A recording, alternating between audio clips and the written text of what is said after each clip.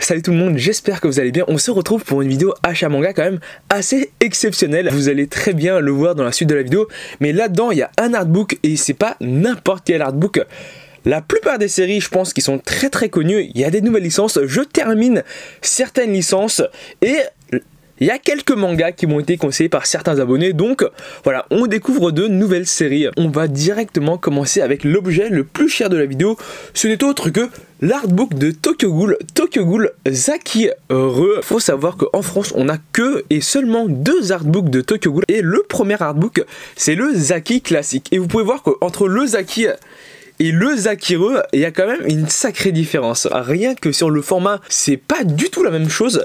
Et sur l'épaisseur non plus. Je vous montre rapidement des illustrations du Zaki classique d'abord. Je pense qu'on reconnaît très vite le style de l'auteur. La plupart du temps, ce sont des illustrations. Mais des fois, tu as des croquis, des sketchs. Vous pouvez voir qu'il n'est pas très épais. Là-dedans, il y a environ 105 pages.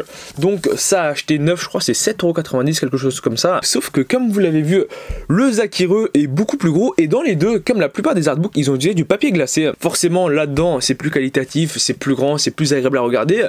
Mais pourquoi ils n'ont pas fait le Zaki classique aussi gros, je sais pas. Je vais vous montrer les illustrations à l'intérieur, mais je vais plutôt manipuler la caméra que manipuler le livre parce que c'est assez gros et c'est assez dur à manipuler. En ouvrant l'artbook, on a tout d'abord un énorme calendrier. Attendez, je vous montre ça.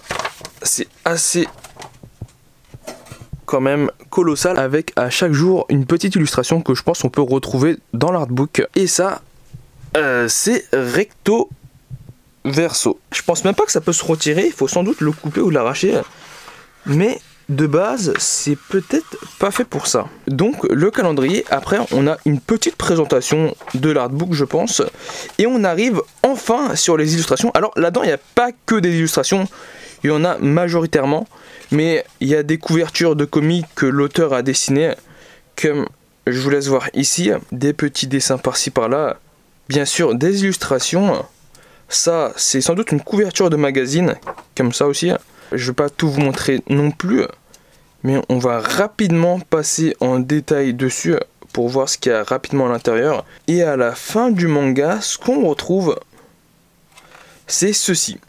Et j'ai pas lu en détail, là je vous remontre ceci, et je sais pas du tout ce que c'est. Je pense qu'en lisant, ça devient plus clair, mais actuellement quand je vois ça, j'en ai aucune idée. Et là-dedans, on a 279 pages d'illustration. Et maintenant que j'y pense, avec ces 279 pages, c'est sans doute le plus gros artbook que j'ai actuellement dans ma collection. Quand je l'ai acheté, je me suis dit, j'ai l'intégrale de Tokyo Ghoul, j'ai l'intégrale de Tokyo Ghoul, j'ai le premier artbook, même si c'est pas vraiment le même format. Donc on va s'acheter le deuxième et comme ça on aura toute l'œuvre de l'auteur. Ensuite, après ça, j'ai rattrapé une série où j'avais pris quand même pas mal de retard sur la parution française. Ce n'est autre que le manga Kingdom. J'ai acheté les volumes déjà 11 à 20. Ça, je m'étais arrêté au tome 10 à l'époque, mais vu qu'ils sortent 4 tomes tous les mois, ça avance quand même assez vite. Ceux qui suivent actuellement la série doivent savoir qu'on vient d'arriver au tome 38 et je me suis dit, actuellement j'en suis au tome 20, donc je suis encore loin de la fin. Donc je vais pas m'arrêter au tome 20 et j'ai aussi acheté du tome 21 au tome 30 du manga Kingdom. Ça pour vous dire, j'avais un peu arrêté la série parce que arrivé au tome 10, je me suis dit j'ai encore plein de trucs à lire et il y a 56 volumes au Japon, donc ça fait quand même un paquet de tomes. Sauf que ces derniers temps, j'entends dire que les derniers chapitres de la série sont quand même assez incroyable, donc ça me donne quand même envie de reprendre le truc. Je pense que Kingdom, c'est plus une série que j'ai à vous présenter. L'anime est pas incroyable, je suis d'accord, mais le manga est très bon. Même pour vous dire, moi qui suis pas un très grand fan des mangas d'action stratégie, j'ai quand même pas mal attaché au truc. Après, c'est sûr que même si le manga est incroyable, il peut pas plaire à tout le monde. T'as beaucoup de guerre, t'as beaucoup d'action. Donc, si vous êtes plus orienté vers les mangas de romance, il y a clairement un contraste quand même assez marqué. Ensuite, j'ai enfin terminé une licence qui est éditée en France depuis très longtemps. Ce n'est autre que le 48e et le dernier volume du manga Oh My Goddess qui a été édité pendant plus de 20 ans par les éditions Pika. Ici j'ai le premier volume édité par Pika. Alors je me suis trompé, c'était édité depuis 2001 en France, mais avant que les éditions Pika reprennent la licence, c'était les éditions Slayer. Donc le manga est bien édité en France depuis plus de 20 ans et ça fait 19 ans que les éditions Pika l'éditent. Ceux qui veulent commencer la licence maintenant, malheureusement t'as plein de volumes qui sont très rares, donc c'est assez compliqué à trouver. Moi j'ai vraiment acheté la série pour une question de nostalgie parce que c'est l'un des tout premier animé que j'ai regardé et c'est même l'un des tout premiers mangas que j'ai commencé à collectionner. Au début, j'avais pas les volumes rares, mais avec 2-3 ans de collection, quand on cherche bien, on arrive peu à peu à les compléter. Et aujourd'hui, j'ai l'intégrale, les 48 volumes de la série. Donc le manga est pas incroyable, mais vraiment c'est pour une question de nostalgie. On attaque une série qui est très connue. Si vous avez lu un tant soit peu de scans, si vous tenez un peu au courant de ce qui sort en Chine et en Corée, j'ai acheté les 2 premiers volumes du manga Tales of Demon and God. Le premier volume de la série est sorti il y a quand même assez longtemps. C'était en 2018 si je me trompe pas. Vous pouvez le voir ici, la licence a été acquise en France en 2018. Ça, j'ai vraiment longtemps hésité à acheter la licence parce que les volumes sont quand même assez chers. Ils coûtent 8,95 €. C'est pas exorbitant non plus, surtout que l'édition est plutôt bien et que toutes les pages sont en couleur. Mais 8,95 €, ça reste quand même une somme, sachant que dans le pays d'origine, t'as plus de 300 scans. Ce qui veut dire que si tout se passe bien, peut-être dans 5-10 ans, on aura sans doute 25 volumes. Avant de faire la vidéo, je me suis dit je vais relire le premier volume pour un peu me rafraîchir les idées. Alors le manga est pas trop mal, mais juste avec le tome 1, et je pense que le manga deviendra très bien ensuite, c'est pas très bon. Mais là-dedans, dans le premier volume, de ce que j'ai lu, t'as une romance qui apparaît. C'est quand même assez incroyable. Même moi qui ai l'habitude de lire des mangas de romance, la manière dont la fille tombe amoureuse du mec, tu sens que c'est un peu forcé. Quand j'ai vu la scène, je me suis dit ok, on va laisser couler, c'est le premier chapitre. Mais graphiquement, c'est pas très bon, mais c'est le premier volume, donc c'est pas vraiment gênant. Le niveau moyen des planches est à peu près comme ça, donc c'est quand même plutôt bon. Une autre scène avec des plans quand même assez travaillés, avec la couverture du tome 2, qui est quand même assez belle, mais je pense que ça c'est une illustration qu'il a dessinée ensuite. Ce qui veut dire que c'est une fois qu'il a appris que le manga allait être édité en papier, il a dessiné des couvertures, et ça c'est sans doute un dessin qu'il a fait bien après. Ensuite, j'ai acheté les 2 derniers volumes d'une série pour terminer une collection que je possédais et que je cherchais depuis longtemps. J'ai acheté les volumes 26 et 26 du manga Betum. Comme je l'ai dit, j'achèterai forcément les 2 volumes parce que j'aimerais voir toutes les fins qu'a nous proposé l'auteur. À ce que j'ai entendu, il y avait une fin qui était meilleure que l'autre, mais ça dépend vraiment du goût du lecteur. Donc maintenant que j'ai la collection intégrale de la série, je vais sans doute commencer à la lire, mais c'est pas une série que j'ai envie de commencer en priorité parce que j'avais regardé l'anime à l'époque et l'anime ne m'avait pas vraiment convaincu plus que ça. C'était bon, mais ça m'avait pas donné envie de lire le manga. Là aussi, un peu comme le manga Kingdom, c'est à force d'entendre les gens en parler que j'ai acheté la licence. Les 2 premiers volumes du manga Tokyo Revenger. De ce qu'on m'a un peu résumé du truc, c'est le personnage principal, t'as sa petite amie qui se fait tuer par un gang. Lui, par un phénomène inexpliqué, il revient dans le passé à ses 12 ans et va essayer de changer l'avenir. Quand j'ai entendu le truc, je me suis dit ça ressemble énormément, vraiment énormément au manga Erased. Le délire de quelque chose s'est produit ou va se produire, donc je remonte dans le temps pour changer le passé, pour changer l'avenir. C'est quelque chose qu'on voit quand même assez souvent ces derniers temps. Par exemple, Erased, Ragna Crimson, c'est un peu ça. Real Life aussi, c'est à peu près le même scénario. Après, les genres sont pas du tout comparables. Erased, c'est thriller. Ragna Crimson, c'est de la dark ou de l'heroic fantasy. Real Life, c'est du slice of life romance. Et ici, on se rapprocherait plus de l'aventure action thriller avec un peu de suspense. Clairement, de ce qu'on m'a vendu du truc, j'espère que le manga va vraiment pas me décevoir. Actuellement, je crois que c'est 14 tomes au Japon, donc ça doit plutôt bien fonctionner. Je vous montre un peu le dessin du truc. Graphiquement, ça m'a l'air plutôt bon. Ensuite, il y a une série que j'ai achetée parce que l'auteur est quand même hyper connu et j'en ai parlé dans ma dernière vidéo.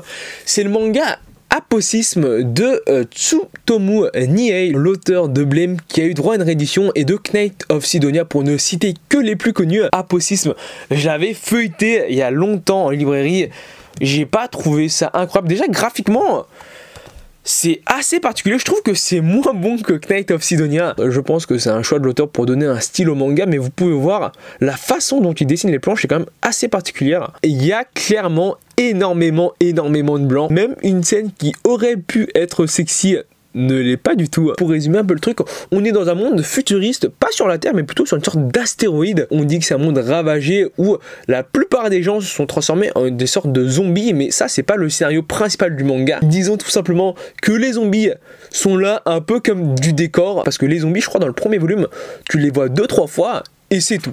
Tu sais qu'ils sont là, tu sais qu'il y en a plein, mais tu les vois pas trop. Je spoil un peu, mais pas grand chose. Et dans ce monde-là, t'as un empire qui domine un peu le truc.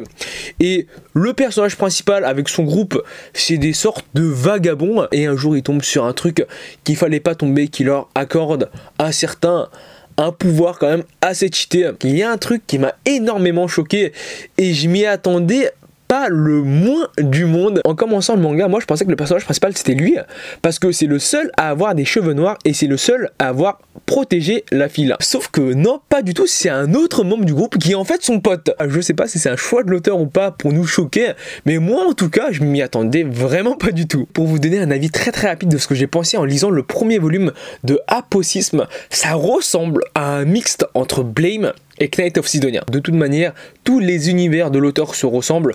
Knight of Sidonia, il y a un délire de tunnel. Blame, ça se passe dans les souterrains. Bioméga, il y a aussi un peu ce délire de zombies. Et Aposisme, il y a ce délire de méca, de zombies et d'espace en même temps. En plus, le personnage principal du manga a un pouvoir qui ressemble énormément à celui de Blame. Donc, ça ressemble un peu à une fusion de toutes ces autres œuvres. Ensuite, j'ai acheté le 8e et dernier volume actuellement sorti du manga Gangsta. Ça pour vous dire, j'ai regardé l'animé. Le manga va quand même un peu plus loin que l'animé si je me trompe pas. Et j'ai toujours un doute. Alors, le volume 8 est sorti il n'y a pas très longtemps de ça. Peut-être il y a 3, 4, 5, 6 mois, mais je crois que le manga a de nouveau repris une pause. On a eu les 7 premiers volumes qui sont quand même venus assez vite en France. Le 8e, je crois entre le 7 et le 8, t'as un gros décalage.